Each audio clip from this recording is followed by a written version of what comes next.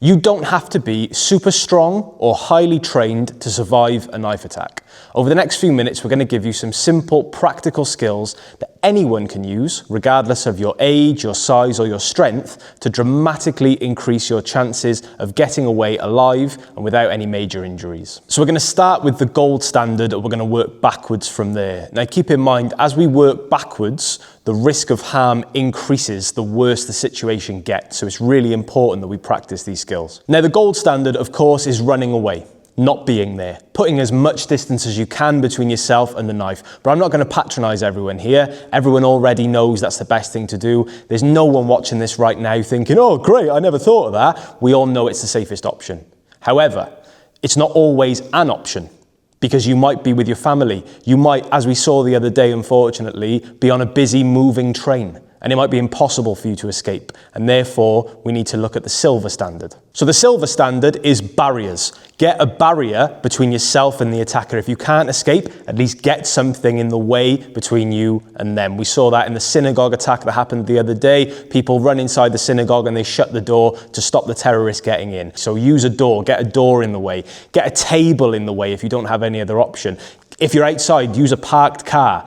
Use something substantial to put distance between yourself and the person with a knife. Make as much noise as you can, shout for help, and as soon as you get the opportunity, move to gold, get away and escape. So if you haven't managed to escape or get barriers in between yourself and the attacker, we're now on to the bronze standard, which is using an improvised shield.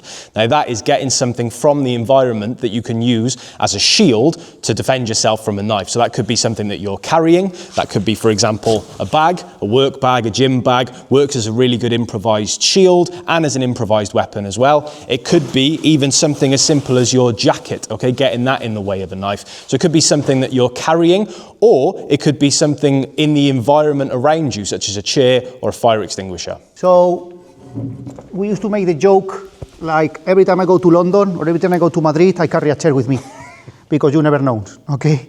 It's a bit of a extreme scenario, but it's not a bad idea. You never know. You carry a chair in Piccadilly Street. Hey, what are you doing, mate? Hey, run away! Knife fighter, knife! Run away! Police! If you're in a confined public space, the chances of having a fire extinguisher are probably very high nowadays. So, like it happened the other day, sadly, in England. It happened in Madrid. A guy killed people in the underground in Madrid. And the rest of the guys, they defend them with this. This is not just a shield, it's a weapon.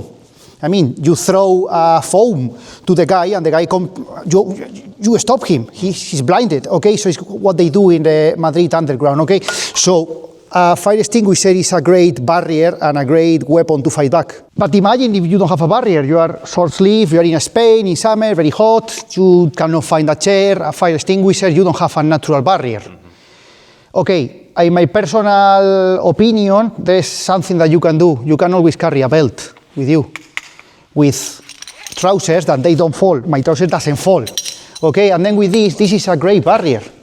This is a great barrier to keep someone. You don't need a lot of room, you just need, stay away, leave me alone, help, police! So when we're using improvised shields, we're using them with the goal of trying to get up to silver and to gold. We're not staying there all day fighting with a chair, fighting with a jacket. It is to give us the opportunity to either go to silver, to put barriers in between ourselves and the attacker, or to move to gold to escape. So just a tip, if you are using something like a bag to defend yourself, this is how to do it. So if you're going to get stabbed, you've used the bag, you're not going to target the knife, you're going to target the forearm, okay? So I'm not going to target the knife, because then the knife could go straight through my shield and split my shield in half. And even if it doesn't stab me, now I don't have a shield, right? So I'm going to be using the bag to target the forearm, okay? That's the first thing. The second thing is I want to get to his outside, okay? I don't want to go to his inside, because if I go to his inside, he has more weapons that he could use to stab me or grab me and then carry on the attack. So I want to get to his outside, okay? I'm going this way, away from the knife. I'm going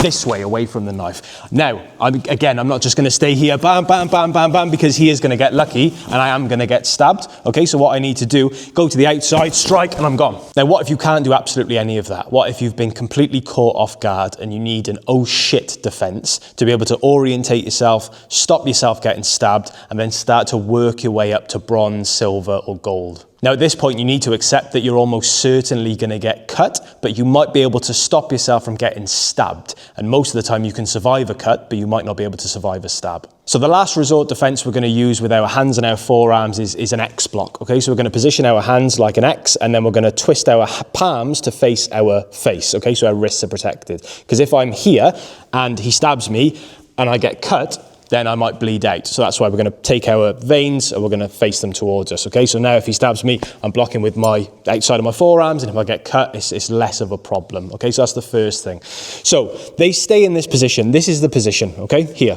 That's the position, that's the position, that's the position. It does not matter what angle the knife comes in. What we don't want to try to teach is, oh, well, if the knife comes in that way, we need to change our defense. And if it's that way, we do something else, because it gets too complicated. In a frenzied knife attack, when someone's going 100 miles an hour, you need just one thing, okay? One oh shit defense to orientate yourself. So no matter how it comes in, it's always the same, it's always the same, it's always the same, it's always the same, it's always the same. So there's a couple of things here.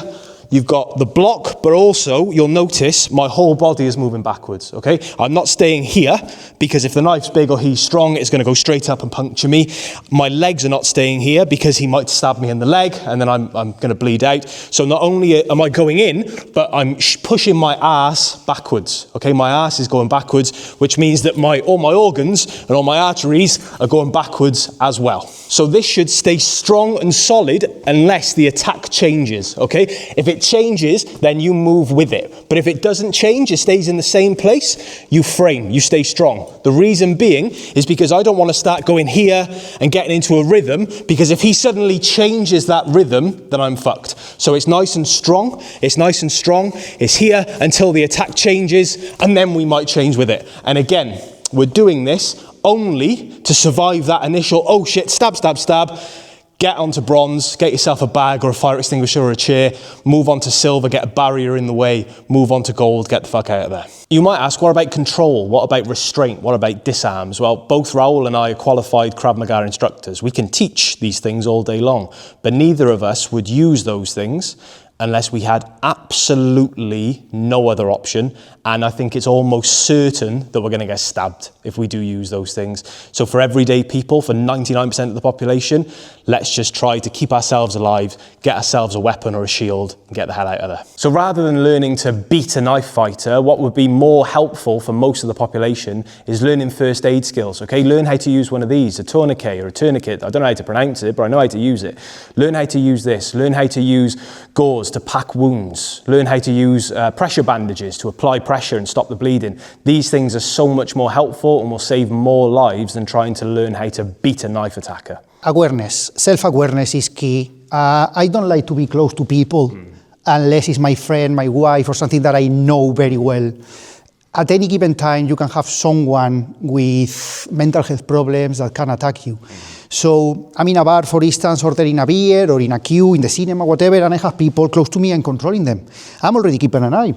I'm already keeping an eye. I mean, I'm not like this, but I'm controlling them to an extent. Even if I go to a bar with Ryan, and Ryan is ordering, Ryan is ordering the beer, I'm here controlling at the back of us. You know what I mean? It's little tricks that I have when I'm walking in the street. I'm trying to control 2 meters around me. I want to control just in case I have the bad luck that having a psychopath or sadly someone with mental health problems that wants to attack me.